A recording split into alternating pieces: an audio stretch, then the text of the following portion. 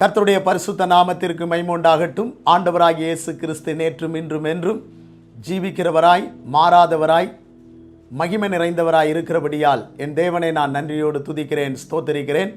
இந்த வார்த்தையை கேட்டுக்கொண்டிருக்கிற உங்கள் ஒவ்வொருவரையும் கர்த்தரும் இரட்சகருமாகிய இயேசு கிறிஸ்துவின் விலையேறப்பெற்ற நாமத்தில் வாழ்த்துகிறேன், வரவேற்கிறேன். கர்த்தர் நம்மை ஆசீர்வதிப்பாராக. இன்றைய செய்திக்கு தலைப்பு என்னவென்று சொன்னால், கெடுபிடியான சொப்பனம் அதிரடியான பதில். கெடுபிடியான சொப்பனம் அதிரடியான பதில். இதற்கு ஆதாரமாக தானியேல் தீர்க்கதரிசன புஸ்தகம் 2ஆம் அதிகாரம் 1ஆம் வசனத்தை வாசிக்கின்றேன். நேபுகாத்நேச்சார் ராஜ்யபாரம் பண்ணும் 2ஆம் வருஷத்திலே நேபுகாத்நேச்சார் சொப்பனங்களை கண்டான். அதனால் அவனுடைய ஆவி கலங்கி அவனுக்குள் அவனுடைய நித்திரை கலைந்தது. அவனுடைய ஆவி கலங்கி அவனுடைய நித்திரை கலைந்தது. அப்பொழுது ராஜா தன் சொப்பனங்களை தனக்கு தெரிவிக்கும் பொருட்டு சாஸ்திரிகளையும் ஜோசியரையும் சூனியக்காரரையும் கல்தேயரையும் அழைக்கச் சொன்னான். அவர்கள் வந்து ராஜ சமூகத்தில் நின்றார்கள். கர்த்தருடைய நாமத்திற்கு மகிமை உண்டாகட்டும். பாபிலோன் மகா பெரிய வல்லரசு. அந்த ராஜ்யத்தை ஆண்டு கொண்டிருந்தவன் தான் நேபுகாத்நேச்சார். அவன் மகா பராக்கிரமசாலியான வல்லமை உள்ள ஒரு பிரபலமான ராஜாவாக திகழ்ந்தான். அவனை பற்றி எத்தனையோ சிறப்புகள் உண்டு. இருந்த போதிலும் வேதாகமத்திலே தானியேல் புஸ்தகத்திலே முதலாவது அவன் முழு உலக சாம்ராஜ்யத்தை பற்றி ஒரு சொப்பனத்தை கண்டான் 2ஆம் அதிகாரத்தில். 2வது 4ஆம் அதிகாரத்தில் தன் வாழ்க்கையை பற்றிய ஒரு சொப்பனத்தையும் அவன் கண்டான். உலகத்தை பற்றி மட்டும் சொப்பனத்தை கண்டுவிட்டு அப்படியே தன் வாழ்க்கையை முடிக்கிறவர்களும் உண்டு. தன்னை பற்றி யாதொரு சொப்பனத்தையும் பார்க்காமல் அறியாமல் போய்விடுகிறவர்களும் உண்டு. ஆனால் இவன் உலகத்தை பற்றி முதலாவது சொப்பனத்தை கண்ட போதிலும் 2வது ஆண்டவர் அவனை பற்றிய சொப்பனத்தையும் அவனுக்கு கொடுத்து அவன் யார் என்பதையும் சர்வ வல்லமையுள்ள தேவன் எப்படிப்பட்டவர் என்பதையும் விளக்கி காண்பிப்பதற்கு நம்முடைய தேவன் உண்மை உள்ளவராயிருந்தார். பிரியமானவர்களே, இப்பொழுது அவனுடைய சொப்பனத்தை கண்டதினாலே ஆவி கலங்குகிறது. அவனுக்குள்ளே நிம்மதி இல்லாத ஒரு தன்மையை நாம் பார்க்கின்றோம். இன்றைக்கு சொப்பனம் மனிதனை கலங்க பண்ணக்கூடியதான ஒன்றாகவும் இருக்கிறது. அதே நேரத்தில் சொப்பனம் மனிதனை மகிழ்ச்சிக்குள்ளாக்கவும் நடத்தி கொண்டிருக்கின்றது. இவன் கண்ட சொப்பனம் இவனுக்கு மிகப்பெரிய கலக்கமாயிருந்தது. இதை எப்படியாகிலும் தெரிந்து கொள்ள வேண்டும் என்று அவன் விரும்பினான். அதற்காக அவன் சாஸ்திரிகளையும் ஞானிகளையும் சூனியக்காரரையும் அங்கே குறி சொல்லுகிறவர்களையும் அழைத்து தான் கண்ட சொப்பனத்தை அவர்கள் சொல்லும்படியாக முதலாவது சொல்லுகின்றான். சொப்பனத்தை கண்ட ராஜா அதன் அர்த்தத்தை அறிவதற்கு மிக தெளிவாகவும் கடுமையான ஒரு நிலைப்பாடோடும் இருக்கிறதை நாம் இங்கே பார்க்க முடிகின்றது. அவர்களிடத்திலே தான் கண்ட சொப்பனத்தை முதலாவது நீங்கள் சொல்ல வேண்டும் என்று சொல்லுகின்றான். அதை 2ஆம் அதிகாரம் 2ஆம் வசனத்திலே நாம் வாசிக்க முடிகின்றது. அது மட்டுமல்ல, சொப்பனத்திற்கு நீங்கள் அர்த்தத்தையும் சொல்ல வேண்டும். சொப்பனத்தை கண்டு அந்த சொப்பனத்திற்கு அர்த்தத்தை சொல்ல வேண்டும். அவன் கண்ட சொப்பனத்தை அவர்கள் கண்டு அதற்கு அர்த்தத்தை சொல்ல வேண்டும். அப்படி அந்த சொப்பனத்தை கண்டு அர்த்தத்தை சொல்லக்கூடுமானால் அவர்களுக்கு வெகுமதி, பரிசு, கனம் இவைகளையெல்லாம் தருவதாக அவன் உற்சாகப்படுத்துகின்றான். அடுத்து அவன் சொல்லுகிறது என்னவென்று சொன்னால், 2ஆம் அதிகாரம் 5ஆம் வசனங்களிலே, நீங்கள் சொல்லாவிட்டால் நீங்களும் சரி உங்கள் வீடுகளும் சரி எருக்களமாக்கப்படுவீர்கள் என்று சொல்லுகிறான். அது மாத்திரமல்ல, அவன் சொல்லுகிறான், நீங்கள் காலதாமதம் பண்ணுவீர்கள் என்று சொன்னால், காலதாமதம் பண்ணி பொய்யும் புரட்டுமானதை சொல்ல நினைக்கிறீர்கள் என்பதை நான் அறிகிறேன் என்று அவர்களிடத்தில் மிகவும் கெடுபிடியாக இருக்கின்றான். பிரியமானவர்களே, இவ்வளவு ஒரு கெடுபிடியை அந்த சூனியக்காரரிடத்திலும் குறி சொல்லுகிறவரிடத்திலும் இவன் காண்பித்த பொழுது அவர்கள் மிகவும் பயப்பட ஆரம்பித்தார்கள். பிரியமானவர்களே, இன்றைய நம்முடைய தீர்க்கதரிசிகளிடத்தில் அல்லது இந்த காலத்தில் உள்ள குறி சொல்லுகிறவர்கள் சாஸ்திரிகளிடத்தில் சொல்லப்படுமானால், இப்படிப்பட்ட ஒரு நடைமுறையை யாராகிலும் எதிர்பார்ப்பார்களே ஆனால், அல்லது நாம் எதிர்பார்ப்போம் என்று சொன்னால், யாராவது தீர்க்க தரிசனம் சொல்ல முன் வருவார்களா, அல்லது குறி சொல்லுகிறவர்கள் தான் யாராகிலும் முன் வருவார்களா என்பது ஒரு கேள்விதான். பிரியமானவர்களே, இதனால் தீர்க்க தரிசன ஊழியம் கூடுமா குறையுமா என்பது கர்த்தருக்குத்தான் வெளிச்சம். இன்றைய நாளிலே ஒருவருடைய சொப்பனத்தை கேட்டு அர்த்தம் சொல்லுவது எல்லாருக்கும் எளிதுதான். அவரவருடைய மனசுக்கும் சிந்தனைக்கும் வந்தது போல எதை வேண்டுமானாலும் சொல்லலாம். ஆனால் அதெல்லாம் சரியாக இருக்கும் என்று சொல்லுவது கடினம், எதிர்பார்ப்பது கடினம். 100 பேரை சொல்ல சொன்னால் 100 பேரும் 100 விதமான கோணத்தோடு 100 விதமான திட்டங்களோடு சொல்லி கொண்டிருப்பார்கள். அது நிறைவுள்ளதாக இருக்காது. அப்போ சரியானதை சொல்லும் பொழுதுதான் இந்த பூமியில் உள்ள ராஜாவாகிய நேபுகாத்நேச்சார் சந்தோஷப்படுவார். இல்லை என்றால் அவருடைய கோபம் அதிகரித்து சரியானதை சொல்லாதவர்களை அவர் அழித்து போடுவார். அல்லது சொல்லாவிட்டாலும் சாஸ்திரிகளை குறி சொல்லுகிறவர்களை அழித்து போடுவார். இன்றைக்கு சரியான காரியத்தை சொல்ல வேண்டும் என்று இந்த உலகத்தின் ராஜாக்களும் சரி, நம்முடைய பரமராஜா ராஜாதி ராஜா ஆண்டவராகிய இயேசு கிறிஸ்துவும் எதிர்பார்க்கின்றார். ஆண்டவராகிய இயேசு கிறிஸ்து ஊழியம் செய்த பொழுது மனுஷகுமாரனாகிய என்னை ஜனங்கள் யார் என்று சொல்லுகிறார்கள் என்று ஒரு கேள்வியை கேட்டார். அப்பொழுது 11 சீசர்களும் ஒவ்வொன்றை சொன்னார்கள். உம்மை யோவான் சானகன் என்று சொல்லுகிறார்கள், எலியா என்று, எரேமியா என்று, பூர்வ காலத்து தீர்க்கதரிசிகளில் ஒருவர் என்று இப்படியெல்லாம் சொல்லுகிறார்கள் என்று சொன்னார்கள். இயேசு கிறிஸ்துவுக்கு இவர்கள் சொன்ன பதில் எதுவும் திருப்தியையோ நிறைவையோ அளிக்கவில்லை. ஏனென்று சொன்னால் சரியானதை சொல்லவில்லை. இவர்கள் எல்லாரும் ஓரளவு ரிலேட்டடாக கொஞ்சம் கொஞ்சம் பொருந்தக்கூடியதாகத்தான் சொன்னார்களே தவிர தெளிவாக இயேசு யார் என்பதை சொல்லவில்லை. பேதுருவிடத்திலே கேட்டபோது பேதுரு சொன்னான், நீர் ஜீவனுள்ள தேவனுடைய குமாரனாகிய கிறிஸ்து என்று சொன்னான். இயேசு கிறிஸ்து சந்தோஷப்பட்டார். சீமோன் பேதுருவே, இது மாம்சமும் இரத்தமும் உனக்கு வெளிப்படுத்தவில்லை, பரலோகத்தில் இருக்கிற என் பிதாதான் இதை உனக்கு வெளிப்படுத்தினார் என்று சொல்லி, நீ பேதுருவாயிருக்கிறாய், இந்த கல்லின் மேல் என் சபையை கட்டுவேன், பாதாளத்தின் வாசல்கள் அதை மேற்கொள்ளுவதில்லை என்று அவனை உற்சாகப்படுத்தி அவனை மேன்மையான ஊழியத்தை செய்வதற்கு இயேசு கிறிஸ்து உந்தி தள்ளினார். பிரியமான தேவனுடைய பிள்ளைகளே, இன்றைக்கு நீங்களும் நானும் சரியானதை சொல்லுவதற்குத்தான் தேவன் நம்மை அழைத்திருக்கின்றார். இந்த உலகத்தில் பொய்யும் புரட்டுமானதை சொல்லுகின்றவர்கள் அநேகர் இருக்கிறார்கள். சத்தியத்தை சத்தியமாய் சொல்லுவதற்கும், உண்மையை உண்மையாய் சொல்லுவதற்கும், வசனத்தை வசனமாய் போதிப்பதற்கும் தேவன் நம்மை அழைத்திருக்கிறார். தேவனுடைய சிந்தனையாலும் பரலோக பிரசன்னத்தினாலும் அவருடைய மகிமையாலும் நாம் நிறைந்திருப்போம் என்று சொன்னால், இன்றைக்கு உள்ளதை உள்ளதென்று சொல்லி சத்தியத்தை சத்தியமாய் அறிவித்து நாம் மகிமையான ஆசீர்வாதங்களை பெறுவோம் என்பதில் சந்தேகமில்லை.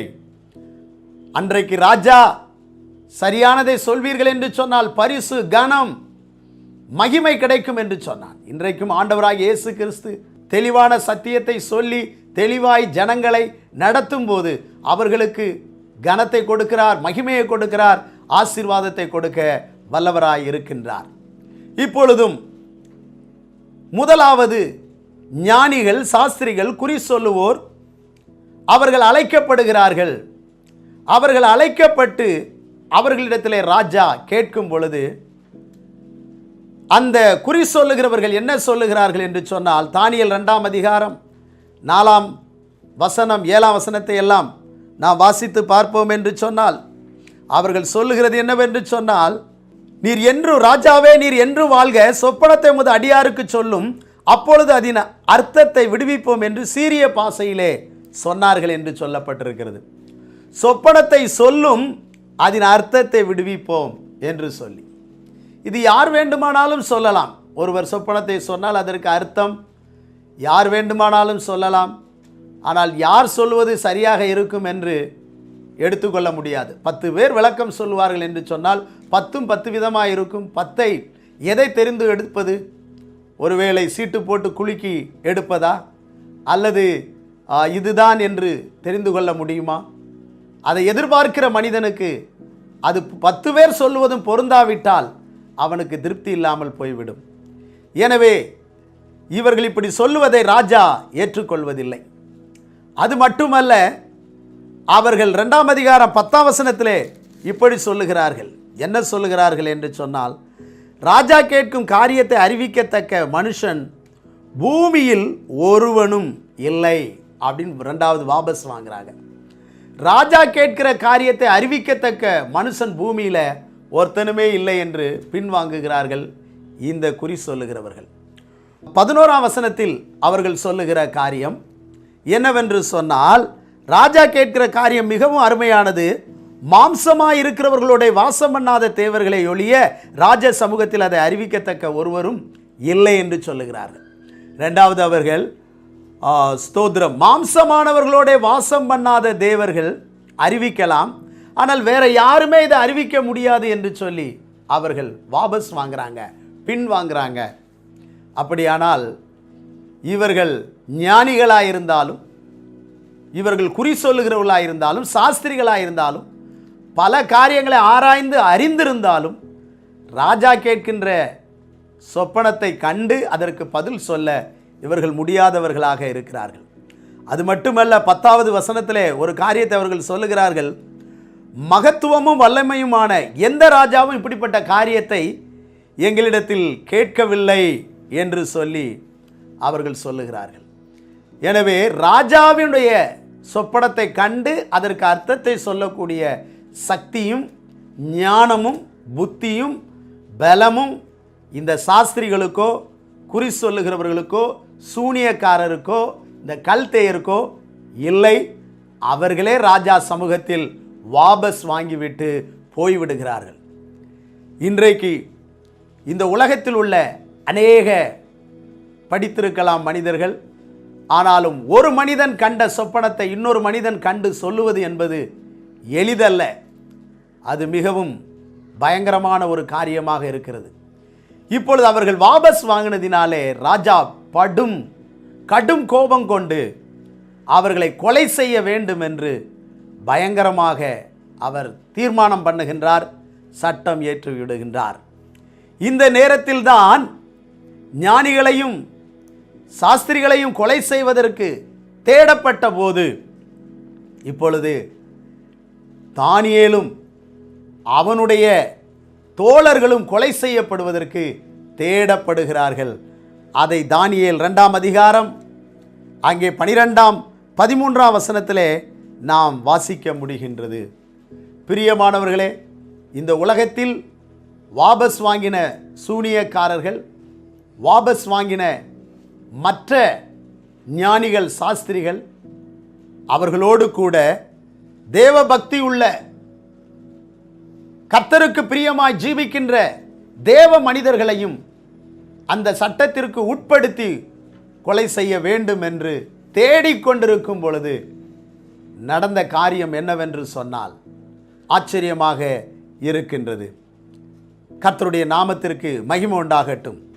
அதை குறித்து நாம் பார்க்கும்போது, புத்தியாய் பேசி தவணை பெற்ற தானியேல், புத்தியாய் பேசி தவணை பெற்ற தானியேல். 2ஆம் அதிகாரம் 16ஆம் வசனத்தை நாம் வாசித்து பார்க்கும்போது, தானியேல் ராஜாவிடத்தில் போய் சொப்பனத்தின் அர்த்தத்தை ராஜாவுக்கு காண்பிக்கும்படி தனக்கு தவணை கொடுக்க விண்ணப்பம் பண்ணினான் என்று சொல்லப்பட்டிருக்கிறது. பிரியமானவர்களே, ஒரு காரியத்தை ஆராய்ந்து முடிவெடுப்பதற்கு அல்லது ஒரு காரியத்தில் வெற்றியை கண்டுபிடிப்பதற்கு, ஒரு காரியத்தில் நல்ல கனி நிறை ஆசீர்வாதங்களை பெற்றுக்கொள்வதற்கு, அல்லது ஒரு கடுமையான காரியத்தில் இருக்கிற சிக்கலை போராட்டங்களை நாம் சரிவர புரிந்து கொள்வதற்கு சற்று நமக்கு தவணை காலம் நமக்கு தேவையாக இருக்கிறது. அது என்ன தவணை காலம்? எதற்காக அந்த தவணை காலத்தை அவன் கேட்டான் என்று சொன்னால், தேவனுடைய சமூகத்தில் சில நாட்கள் காத்திருந்து ஜெபித்து தேவனுடைய பதிலை பெற்று அதை சொல்லுவதற்காக சில காலங்களை தவணையாக அவன் கேட்டான். இன்றைக்கு ஒரு முக்கியமான காரியம் உங்கள் வாழ்க்கையில் வந்திருக்கிறது, அல்லது பெரிய காரியங்கள் வந்திருக்கிறது, அல்லது ஒரு குழப்பமாய் ஒரு காரியம் இருக்கிறது என்று சொன்னால், நீங்கள் தேவனுடைய சமூகத்திலே சில நாட்கள் காத்திருந்து ஜெபிக்க வேண்டும். சில நாட்கள் எதிர்பார்த்து ஜெபிக்க வேண்டும். எடுத்தோம் கவிழ்த்தோம் என்று எதையும் சொல்லக்கூடாது. காத்திருந்து ஜெபித்து எதிர்பார்ப்போடு தேவ முகத்தை பார்த்து அவர் தருகிற பதிலையும் அவர் தருகிறதான வெற்றியையும் அவர் தருகிற அற்புதத்தையும் நாம் கண்டு அதன் பிறகு செயல்படுத்த வேண்டியது அவசியமாக இருக்கிறது. ஏனென்று சொன்னால் லூக்கா எழுதின சுவிசேஷம் 13ஆம் அதிகாரம் 7-8 வசனங்களை நாம் பார்க்கும் பொழுது, ஒரு திராட்சை தோட்டத்துக்குள்ளே அங்கே ஒரு அத்திமரம் இருக்கிறது. எஜமான் 3 வருஷமாய் கனிகளை தேடி வருகிறான். கனிகள் ஒன்றுமில்லை. எஜமான் தோட்டக்காரரை பார்த்து சொல்லுகிறார், இந்த மரம் ஏன் கனியும் கொடுக்கவில்லை, இது நிலத்தையும் கெடுக்கிறது, இதை வெட்டி போடு என்று சொல்லும் பொழுது அந்த தோட்டக்காரன் எஜமானிடத்தில் புத்தியாய் பேசினான். அந்த மரத்திற்காக அவன் ஒரு தவணை கேட்டான். என்ன தவணை? இந்த மரம் இந்த வருடமும் இருக்கட்டும். பாருங்கள், இந்த மரம் இந்த வருடமும் இருக்கட்டும். நான் சுற்றிலும் கொத்தி எரு போடுவேன், தண்ணீர் பாய்ச்சுவேன். அதன் பிறகு இது கனி கொடுக்கும் என்ற நம்பிக்கை அவனுக்கு இருக்கிறது. கனி கொடுத்தால் சரி, கனி கொடாவிட்டால் தரித்து போடுவோம் என்று சொல்லுகிறான். அந்த தோட்டக்கார எஜமானிடத்திலே வேலைக்காரன் புத்தியாய் பேசி அந்த மரத்திற்காக ஒரு வருடம், ஒரு 365 நாட்கள் தவணை கொடும் என்று சொல்லி அவன் தவணை பெற்று அந்த மரத்திற்காக அவன் பிரயாசப்பட்டு அதை நல்ல பலனுள்ள மரமாக மாற்ற வேண்டும் என்று எதிர்பார்க்கின்றான்.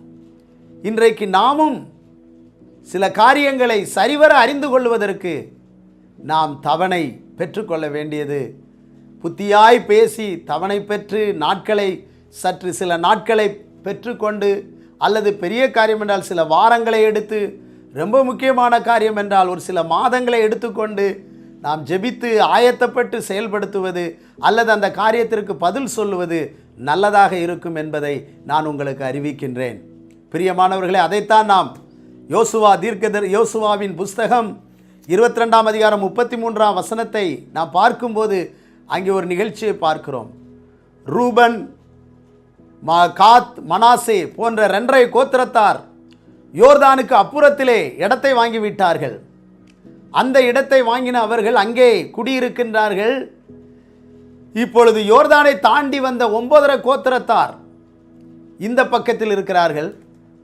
இப்பொழுது ஒரே பலிபீடம் அவர்களுக்கு இருக்க வேண்டும். ஆனால் 2 கோத்திரத்தார் தங்களுக்கென்று ஒரு பலிபீடத்தை கட்டி அங்கே பலி செலுத்துகிறார்கள். இப்பொழுது 9 கோத்திரத்தாருக்கும் யோசுவாவுக்கும் கோபம் வர அவர்களை அழிக்க வேண்டும். கர்த்தருக்கு அல்லாமல் இன்னொரு பலிபீடம் அவர்கள் கட்டினதை கேள்விப்படுகிறோமே, நாம் அழிப்போம் என்று அவர்கள் தீவிரித்து போகும்போது, பிரியமானவர்களே, அவர்கள் சற்று பொறுமையாயிருந்து அந்த இடத்திலே என்னவென்று விசாரிப்போம் என்று அவர்கள் சற்று காத்திருந்து தாமதித்து அவர்களிடத்திலே சென்று கேட்கும்போது, எதற்காக இதை செய்தீர்கள் என்று சொன்ன பொழுது அவர்கள் சொன்னார்கள், உம்முடைய தேவனாகிய கர்த்தருக்கு விரோதமாக இந்த பலிபீடத்தை நாங்கள் கட்டவில்லை. இந்த பலிபீடம் கட்டப்பட்ட நோக்கம் என்னவென்று சொன்னால், அங்கே கட்டப்பட்ட பலிபீடத்தின் சாயலாக நாளைக்கு எங்களுடைய பிள்ளைகள் நம்முடைய பலிபீடம் எப்படிப்பட்டது என்ன என்பதை கேட்பார்கள் என்று சொன்னால், அதை காண்பிப்பதற்கே ஒழிய மற்றபடி பலி செலுத்துவதற்கு அல்ல என்று சொன்னார்கள். அப்பொழுதுதான் யோசுவா முதற்கொண்டு மற்ற இஸ்ரவேலர்கள் அதை விலகி வந்தார்கள். இல்லை என்று சொன்னால் அவர்கள் காத்திருக்காமல் பொறுத்திருக்காமல் அவர்கள் உடனடியாக செயல்பட்டு அவர்களை அழித்திருப்பார்கள் என்று சொன்னால் 2.5 கோத்திரம் அநியாயமாய் அழிந்து போயிருப்பார்கள். எனவே எந்த ஒரு காரியத்திற்கும் நாம் காத்திருந்து ஜெபத்தோடு கூட ஒரு நல்ல முடிவை, ஒரு நல்ல காரியத்தை எதிர்பார்ப்பது நல்ல தரிசனத்தை பெற்றுக்கொள்வது, உண்மை நிலையை சரியாக தீர விசாரித்து அறிந்து கொள்வது நமக்கு மிக மிக முக்கியமான ஒன்றாக இருக்கிறது.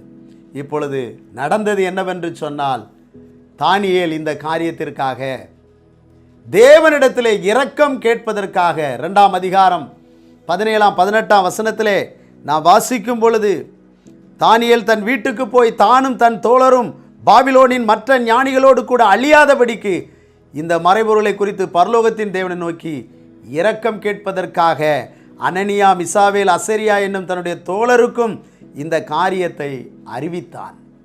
பாருங்கள், ராஜாவின் சொப்பனத்தை தானியேல் கண்டு அதன் பிறகு அதன் அர்த்தத்தை சொல்லுவதற்கு ஒரு கூட்டு ஜெபம் இங்கே நடைபெறுகிறதை பார்க்கிறோம். பிரியமானவர்களே, கூடி ஜெபிப்பது நல்லது. கணவன், மனைவி, பிள்ளைகள் கூடி ஜெபிக்கும் பொழுது அங்கே அற்புதம் நடக்கும். சபையார் ஒன்று கூடி ஜெபிக்கும் போது அற்புதம் நடக்கும். வாலிபர்கள் ஐக்கியத்தில் கூடி ஜெபிக்கும் போது அற்புதம். அதே போல வீட்டு ஜெபங்களிலே ஒன்று கூடி ஜெபிக்கும் போது அற்புதங்கள், அதிசயங்கள் நடைபெறும். எனவே இன்றைக்கு ஒன்று கூடி ஜெபிக்கிற ஜெபத்திலே நல்ல அதிசயங்களையும் அற்புதங்களையும் நாம் பார்க்க முடியும். பிரியமானவர்களே, அதைத்தான் நாம் மத்தேயு 18ஆம் அதிகாரம் 19ஆம் வசனத்தில் கூட வாசிக்க முடியும். அல்லாமலும் உங்களில் 2 பேர் தாங்கள் வேண்டிக் கொள்ள போகிற எந்த காரியத்தை குறித்தாலும் பூமியில் ஒருமனப்பட்டிருந்தால் அது பரலோகத்தில் இருக்கிற என் பிதாவினால் உங்களுக்கு உண்டாகும் என்று சொல்லுகிறேன் என்று ஆண்டவர் சொல்லுகின்றார். அப்படியானால் பிரியமானவர்களே, இன்றைக்கு 2 பேர் ஒன்று கூடி ஜெபிக்கும் போது பெரிய அற்புதம். இன்றைக்கு 2 பேர் மத்தியில் வருகிற ஐக்கியம், கணவன் மனைவி மத்தியில் இருக்கிற ஐக்கியத்தை போல 2 பேருடைய ஐக்கியம் வேற எங்கேயும் நாம் பார்க்க முடியாது. கணவனும் மனைவி இணைந்து ஒரு காரியத்திற்காய் ஜெபிக்கும் பொழுது அது பெரிய வெற்றியை குடும்பத்துக்குள்ளே, சபைக்குள்ளே கொண்டு வரும். அதே போல இன்றைக்கு ஒருமனப்பட்டு ஒவ்வொருவரும் ஐக்கியமாக இருந்து ஜெபிப்போம் என்று சொன்னால் பெரிய பலனை நாம் பெறுவோம். ஏனென்று சொன்னால், உங்களில் ஒருவன் 1000 பேரையும் 20 10,000 பேரையும் துரத்துவார்கள் என்று சொல்லப்பட்டிருக்கிறது அல்லவா? அப்படி நாம் ஜெபிக்கும் போது அற்புதம். இப்பொழுது 3 பேர் இணைந்து 3 பேரோடு தானியேல், இவர்கள் 4 பேரும் ஒரு காரியத்திற்காக பரலோகத்தின் தேவனை நோக்கி மன்றாடுகிறார்கள். ராஜா கண்ட சொப்பனம் எங்களுக்கு வெளிப்படணும், அந்த சொப்பனத்திற்குரிய அர்த்தம் எங்களுக்கு வெளிப்பட வேண்டும் என்று அவர்கள் ஜெபிக்கும் பொழுது, பிரியமானவர்களே, ராக்கால தரிசனத்தில் தானியேலுக்கு மறைபொருள் வெளிப்படுத்தப்பட்டது என்று 2ஆம் அதிகாரம் 19 நாம் வாசிக்கின்றோம். அப்படியானால் நம்முடைய தேவன் இன்றைக்கும் சொப்பனத்திலே தம்மை வெளிப்படுத்துகிறவராயிருக்கிறார், தம்முடைய திட்டங்களை வெளிப்படுத்துகிறவராயிருக்கின்றார், இந்த தேசத்தின் நிலைமைகளை வெளிப்படுத்துகிறவராயிருக்கிறார், ஜாதி ஜனங்களின் நிலைமைகளை, நம் குடும்பத்தின் நிலைமைகளை, சபையின் சூழ்நிலைகளை வெளிப்படுத்துகிற தேவனாக இருக்கிறார் என்பதில் சந்தேகமில்லை. ஏனென்றால் என்னாகமம் 12ஆம் அதிகாரம் 6ஆம் வசனத்திலே, ஒருவன் தீர்க்கதரிசியாக இருந்தால் அவனுக்கு நான் சொப்பனத்தில் என்னை வெளிப்படுத்தி நான் பேசுவேன் என்று சொல்லுகிறதை பார்க்கிறோம். 1 சாமுவேல் 3:16 நீங்கள் வாசித்து பார்த்தீர்கள் என்று சொன்னால், அங்கே சாமுவேல் தீர்க்கதரி சிறு பையனாக இருக்கும் பொழுது அவன் ராக்காலத்திலே விளக்கு அணைவதற்கு முன்பே படுத்து கொள்ளுகிறான். அந்த இடத்திலே அவன் இப்படி படுத்து கொள்ளும் பொழுது அன்றைக்கு தேவனுடைய வசனம் எல்லாம் கிடைப்பது அபூர்வமாயிருந்தது. அப்படிப்பட்ட காலகட்டங்களிலே சோதர கர்த்தர் ஏலியின் குடும்பத்தை குறித்து சாமுவேலுக்கு வெளிப்படுத்தினது எவ்வளவு பெரிய உண்மை. இன்றைக்கும் அந்த தேவன் காரியங்களை வெளிப்படுத்த வல்லவராக இருக்கின்றார். யாருக்கு?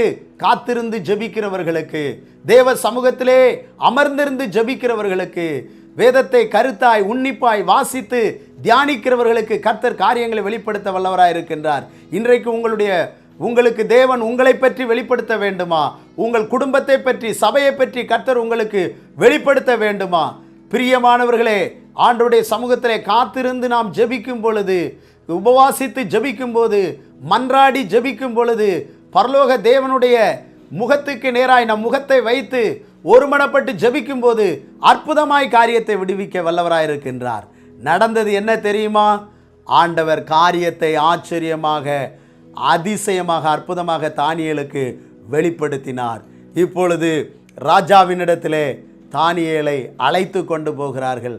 அழைத்து கொண்டு போகும்போது ஸ்தோத்திரம், ராஜா மத்தியிலே ஸ்தோத்திரம் போவதற்கு முன்னதாகவே வெளிப்படுத்தல் கிடைத்த உடனே தானியேல் செய்த ஒரு காரியம் என்னவென்று சொன்னால், 2ஆம் அதிகாரம், தானியேல் 2ஆம் அதிகாரம் 20 முதல் 23 வாசித்து பார்த்தால், வெளிப்படுத்தல் கிடைத்த உடனே பரலோக தேவனை புகழுகிறான், அவரை மகிமைப்படுத்துகிறான். இன்றைக்கு சிலருக்கு வெளிப்படுத்தல் கிடைத்து விட்டால் ஆண்டவருக்கு நன்றி சொல்லாமல் மகிமைப்படுத்தாமல் தங்களுடைய பெயர் புகழை வெளிப்படுத்த வேண்டும் என்று ஓடிவிடுவார்கள். இவன் அப்படி அல்ல. கர்த்தரை மகிமைப்படுத்தி விட்டு அதற்கு பிறகு ராஜாவுக்கு முன்பாக போய் நின்று சொல்லுகின்றான். அவன் என்ன சொல்லுகிறான் என்று சொன்னால் ஆச்சரியமாக இருக்கிறது பிரியமானவர்களே. 2ஆம் அதிகாரம் 29ஆம் வசனத்தில் தானியேல் சொல்லுகிற காரியம் என்னவென்று சொன்னால், ஸ்தோத்திரம், ராஜா கேட்டது என்னவென்றால், நான் என்ன சொப்பனம் கண்டேன், அதன் பதில் எனக்கு வேண்டும் என்று சொல்லி கேட்டார். ஆனால் தானியேலோ ராஜா கண்ட சொப்பனத்தை முதல்ல சொல்லவில்லை. முக்கியமாக நாம் இங்கே பார்க்கும் பொழுது அவர் படுத்திருந்த படுக்கையை சொல்லுகின்றார். நீர் படுக்கையிலே படுத்துக்கொண்டு இனி என்ன சம்பவிக்கும் என்று உம்முடைய நினைவுகள் வந்தது, அந்த நினைவோடு கூட தூங்கினீர். அவனுடைய தூக்கத்தில் அவன் எங்க படுக்கையை பற்றி சொல்லிவிட்டார், படுக்கையில் நினைத்ததை சொல்லிவிட்டார், அதன் பிறகு வந்த சொப்பனத்தை சொல்லுகின்றார். ஹல்லேலூயா. இன்றைக்கு பரலோக தரிசனத்தையும் பரலோக தேவனோடு நல்ல ஐக்கியம் இருக்கிற தேவ பிள்ளைகள் அவர்களுடைய சொப்பனத்தை மட்டுமல்ல, சொப்பனம் வருவதற்கு முன்பு என்ன சூழ்நிலையில் இருந்தார்கள், என்ன நினைத்தார்கள், அதையும் சொல்லத்தக்க சக்தியை சர்வ வல்லமுள்ள தேவன் தானியேலுக்கு கொடுத்தார். காத்திருந்து ஜெபிக்கிற கூட்டத்தாருக்கு கொடுத்தார். மன்றாடி ஜெபிக்கிற கூட்டத்திற்கு தேவன் வெளிப்படுத்தினார். எனவே பிரியமானவர்களை, இன்றைக்கு நீங்கள் காத்திருப்பது, மன்றாடி ஜெபிப்பது ஏதோ வீணென்றோ விருதாவென்றோ நினைத்து விடாதீர்கள். அதற்கெல்லாம் ஒரு அர்த்தம் இருக்கிறது, அதற்கெல்லாம் ஒரு நோக்கம் இருக்கிறது. உங்கள் இருதயத்தையும் உங்கள் சிந்தனையையும் உங்கள் நினைவையும் உங்கள் ஜெபத்தையும் அறிகிற தேவன் நீங்கள் நினைப்பதற்கு மேலான காரியங்களை வெளிப்படுத்தி உங்களை வல்லமையாய் பயன்படுத்த அற்புதராய் இருக்கின்றார். நடந்தது என்ன? ராஜாவே, நீர் ஒரு பொற்சிலையை, பிரகாசமான சிலையை கண்டீர் என்று சொல்லி, அதன் தலை பொன்மயமாயிருக்கிறது, மார்பு அங்கே புயமும் மார்பும் வெள்ளியாயிருக்கிறது, வயிறும் தொடையும் வெண்கலமாயிருக்கிறது, கால்கள் இரும்பு, அதன் கீழே இருக்கின்றதான விரல்கள் பாதம் பாதி இரும்பும் களிமண்ணுமாய் இருக்கிறது. கைகளால் பெயர்க்கப்படாத ஒரு கல் உருண்டு வந்து சிலையை மோதி தள்ளுகிறது. அது பதரை போல் ஓடுகிறது. அந்த கல்லோ பெரிய பர்வதமாகி அது ஒரு சிறப்பான ராஜ்யமாக மாறிவிடுகிறது என்பதை இயேசு கிறிஸ்துவை அன்றைக்கே அவர் வெளிப்படுத்தி சொல்லிவிட்டார். உம்முடைய ராஜ்யத்திற்கு பிறகு தரங்குறைந்த ராஜ்யங்கள் வந்து கடைசியாக கையால் பெயர்க்கப்படாத ஒரு உன்னத ராஜ்யம் இந்த உலகத்தில் ஸ்தாபிக்கப்படுகிறது என்பதை அவர் சொன்ன பொழுது, இதுதான் சொப்பனத்தின் அர்த்தம் என்று சொன்ன பொழுது, ராஜா இப்பொழுது தானியேலை வணங்குவதற்கு முகங்குப்புற பணிந்தான் என்று சொல்லி பார்க்கிறோம். 46ஆம் வசனத்திலே அவன் தூபங்காட்டவும் சொன்னான் என்று சொல்லப்பட்டிருக்கிறது. அந்த அளவுக்கு அந்தரங்கங்களை, மறைபொருளை கர்த்தர் தானியேலுக்கு வெளிப்படுத்தினார். இன்றைக்கு ரகசியங்களை, பெரிய காரியங்களை தேவ பிள்ளைகளை கொண்டு செய்யும் பொழுது ஜாதிகள், ஜனங்கள் பணிகிறார்கள். அப்போஸ்தலர் 14:18 அங்கே பார்க்கின்றோம், பவுலையும் அங்கே பர்னபாவையும் அந்த லிஸ்திரா பட்டணத்தார் பலி செலுத்தவும் வணங்கவும் வந்து விட்டார்கள். காரணம் என்னவென்றால், பிறவி சப்பானியை அவர்கள் நடக்க பண்ணினதினாலே இன்றைக்கு மகிமையான காரியங்கள் தேவ பிள்ளைகளை கொண்டு நடக்க பண்ணுகின்றார். இன்றைக்கு சத்ருவினுடைய சதிகள், சத்ருவினுடைய மக்களுடைய கிரியைகள், அசுத்த காரியங்கள் வாபஸ் வாங்குகின்றது. அவைகளால் ஒன்றும் செய்ய முடியாது. தேவ ஜனமே, தேவதாசரே, விசேஷித்த வல்லமையும் விசேஷித்த கிருபையும் உங்களுக்குள்ளே உண்டு.